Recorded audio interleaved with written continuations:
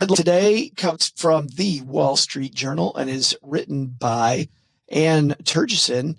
Ann has some news, OG, that I'm sure you heard about, but a lot of our stackers have not. Americans will get new protections for the trillions of dollars that moved out of their 401ks and into individual retirement accounts under the Labor Department's regulations released just a couple weeks ago. Savers move close to $1 trillion each year out of their 401k employer-sponsored plans into IRAs. That number's grown as more people retire or change jobs. And while 401k plans have strict rules regarding any financial advice to be in the best interest of savers, IRA plans do not have those same rules until now. And it turns out, OG, that the new regulation says that there is a new fiduciary requirement for IRAs that companies have to put into place by September. What do you think about the new rules? This a good thing? Well, I think just like the ERISA rules a couple of years ago from the Department of Labor, this will be challenged many, many times over in court, and the court challenges will prevail. So this will become a big giant nothing burger. So frustrating. Well, I mean, yes and no. At the end of the day, what they need to do is instead of trying to tie the products, and this is the problem, is that the government keeps on like trying to grab onto little bits and pieces of product, right? And say like, oh, well, 401ks need to be, in the best interest of client. Oh, IRAs now need, how about annuities? Why don't they just make the people who give advice do it? Like that would just be the easiest solution. Then it doesn't matter what the product is. You don't have to say, well, this product isn't technical, because listen, this is what's going to happen. People who don't want to play by the rules are going to figure out a way around this. They're just going to be, they'll just say, oh, well, this isn't considered that, or this isn't considered that. So just say, if you give financial advice, you have to do it in the best interest of your client, period, full stop, end of sentence. It doesn't require a bunch of, 1,000 pages of legislation to get it done. The good news is that a lot of organizations already have that CFP board, right? If you're a certified financial planner, in order to be a CFP, you have to, regardless of who you work for, what product you provide, any of those sorts of things, you have to stick to a fiduciary rule. If you work for a registered investment advisory firm, like a fee-only firm or a fee-based firm, that at the federal level and most state levels are required to be in the work in the best interest of the clients. Really, the biggest issue is around being a stockbroker or an insurance salesperson. And that doesn't mean that you cannot be those people and not still work in the best interest of your client. It's just if that little angle, that little section of the world is still operating under, the old school 1970s, 1980s broker mentality. And we've seen those movies, right? Wolf of Wall Street, or just Wall Street, and the whole idea of being a stockbroker, it doesn't exist anymore. So why do we still have rules from 50 years ago? It's beyond me.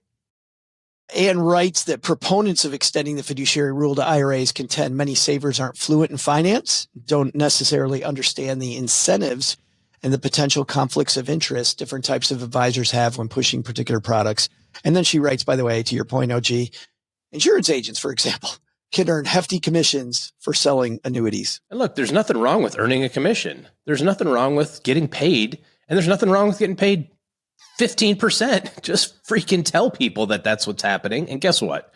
That will sort of, help facilitate the transaction, right? Like if you go to buy a car and the car guy goes, look, if you buy the Buick, it's 10 grand. I get a 15% commission on that. If you buy the Cadillac, I get a 2% commission. Both cars are $10,000. Like, you will self-select as an investor which car to buy, right? And just be like, well, if they're both the same, this one's going to save me a little bit more money in the long run, right? It's like, I just don't understand why we can't have the rules and regulations around the people. And the more we try to tie it to products, the more that those industries who have boatloads of cash associated with trying to prevent government officials from, we've all seen the memes about, the Congress people and their stock trading and how they average 280% a year returns. Why do you think that is? How do you think that works? You know, like, because that's it's how it works. So get those people out of the decision making. Just be like, we regulate people now, and not products. Oh crap! Now the insurance product manufacturers don't have a leg to stand on. It is funny that you bring up the car dealer. I remember when I went to buy my last car that I paid cash for, the dealer didn't realize that I was paying cash for a car. By the way, it was $5,000 for this car, so you can tell what type of a great car it was. Yeah. And the guy goes, "Okay, well, we just need your social security number and we'll run the credit check." I'm like, "Whoa, I don't need a credit check." The guy's like, "Oh yeah, you have to do the credit check." I'm like, "Why do I need to do a credit check if I'm handing you cash?" And the guy goes, "Oh, because it's standard. It's what we do." I'm like, "Why is it standard?" And he goes, "I'm going to go talk to my manager." Then he goes back and talks to the manager. And I didn't even, I knew this at the time, but it was really frustrating that the dude didn't want to tell me, "OG, we get a commission if you apply for a loan through our place, and we make as much money on that commission as we do on selling the car." Well, probably more, as a matter of fact. Yeah, I'm not as interested in selling you a car as I am on selling you a loan. Selling you a loan. Yeah. Yep. And by the way, just tell me that. Just tell me that up front. Well, and it would have been. I've told lots of stories over the years about this exact same thing. My favorite one was we could get a 60-month loan on the car for 0%, or a 72-month loan for 2.9, and the finance person looking straight across the table from me saying the 72-month loan is a better deal because it costs less. Because it costs less. It can't possibly cost less. It has interest attached to it. How? What school did you go to? That would have been great to just force them to get out paper and pencil and prove math to you. I did. That's I was awesome. like, give me your calculator. You are no longer allowed to have it. Like, you wouldn't happen to be this. I'm going to disarm you. You wouldn't happen to be a Texas A&M grad, would you? Because my kid can't go to that school. Ooh. Well, I don't know. Probably was a Michigan State grad, honestly, all things considered. All right, let's talk to our listeners about why disclosure of commissions on some financial products is something that we feel like should be regulated and should be sort of forced versus on any other, I'll say, consumer product, whether it's a car or anything else, because I don't know that I really want those people to be forced to tell me how much they're making on my car loan. Like, I don't know that I want to be in a place where everybody who gets commissions on any product is forced to have to tell me, I'm telling you this because I get more money on my paycheck. It isn't about how much money they make. It's about harm to the consumer. And so when it comes to your money, the more money that gets taken from you, the harder it's going to be for you to make that money back. So I consider this to be very similar to the smoking thing, right? They're not telling you about how much money they make. They're telling you about how harmful this product is. Back to your point, Doug, when it comes to money stuff, we do disclose it. When you go buy a car loan, it does say, this is how many payments you're going to make, and this is how much it's going to cost you. When you buy a house. We do for credit card interest as well. Well, we don't have to know how much the sales guy made on that purchase. Because we're talking about the money side of it. The money side of it needs to be disclosed. And to your point and to Joe's, when the money part of it impacts my part of it, I should get to know how that's affecting me.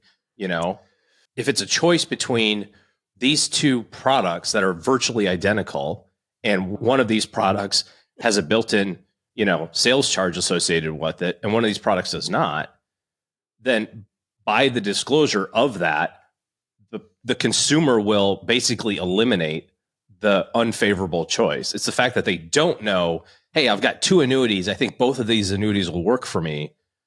Which one should I pick? And the person who's the better salesperson wins, not the person who has the better product.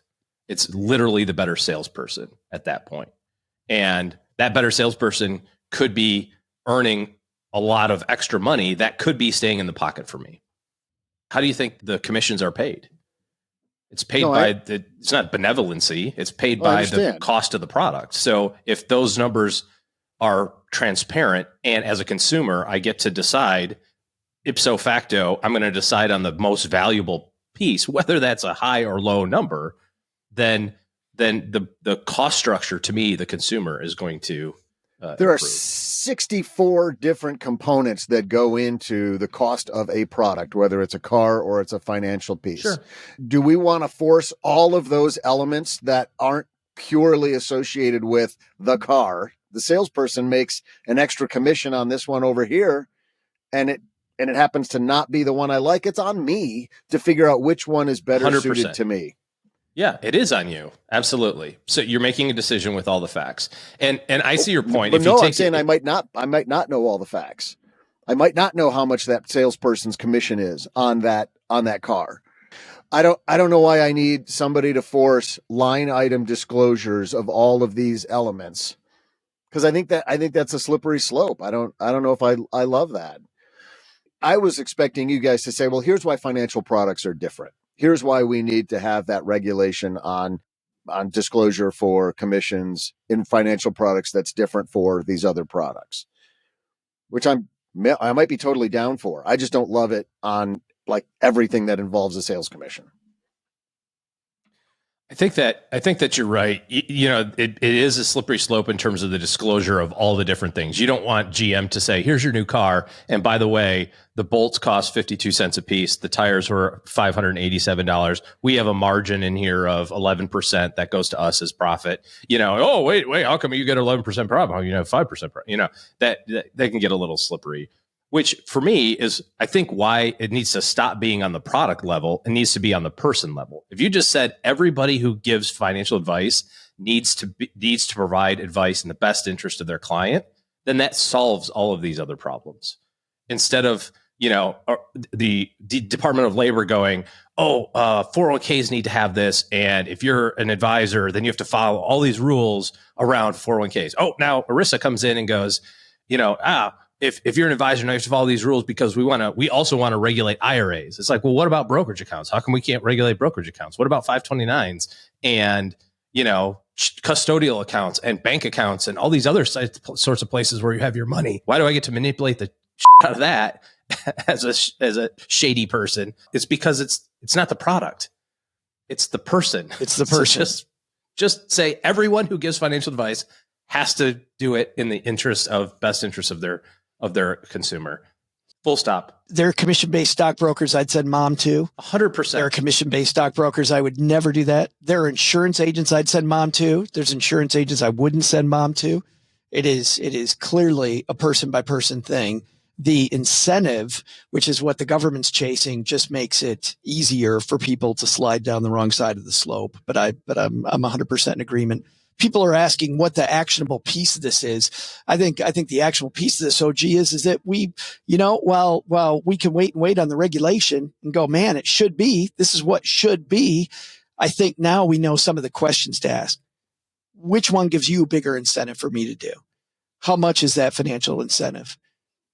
What's the downside to you if I don't take this advice?